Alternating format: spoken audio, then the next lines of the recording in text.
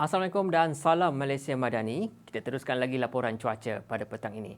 Angin baratan dijangka akan bertiup kencang dengan kelajuan sekitar 40 hingga ke 50 km per jam terutamanya di kawasan perairan. Oleh itu, Met Malaysia telah mengeluarkan amaran angin kencang dan juga laut bergelora kategori pertama yang meliputi kawasan perairan Phuket, Utara Selat Melaka, Samui, Kondor, Reef North, layang-layang dan juga Palawan yang akan mula berkuat kuasa pada 26 hingga ke 30 Julai nanti. Keadaan ini juga menyebabkan ketinggian ombak yang dijangkakan boleh mencapai 3.5 meter. Keadaan ini adalah amat berbahaya kepada bot-bot kecil termasuk juga bagi aktiviti sukan dan juga rekreasi laut. Seterusnya, kita beralih kepada tinjauan keadaan cuaca semasa.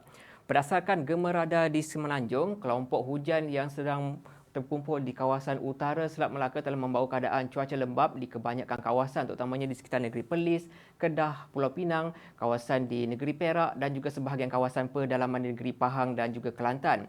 Keadaan cuaca hujan di kawasan ini dijangkakan boleh berlanjutan sehingga ke lewat malam nanti. Sementara itu, keadaan cuaca hujan yang dicerap melibatkan beberapa kawasan pedalaman negeri Sembilan dan Selangor, di kawasan timur dan selatan negeri Johor, selatan negeri Pahang dan juga sebahagian kawasan di negeri Terengganu dijangkakan akan mula beransur reda pada waktu awal malam.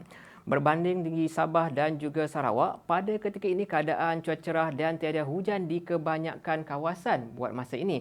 Namun, Malaysia masih lagi terdapat keadaan cuaca hujan terutamanya di bahagian pedalaman di Sarawak, bahagian pedalaman dan juga sandakan di Sabah. Dengan keadaan cuaca hujan dijangkakan menumpu ke timur Sabah dan juga boleh berlanjutan sehingga ke waktu malam nanti. Orang ramai diminta untuk sentiasa berhati-hati ketika hujan lebat, angin kencang dan juga ribut putih yang berpotensi menyebabkan kejadian banjir kilat, tanah runtuh serta boleh menyebabkan kerosakan pada struktur bangunan yang tidak kukuh. Dan untuk mendapatkan info cuaca terkini, boleh ikuti kami seperti di saluran seperti yang tertera.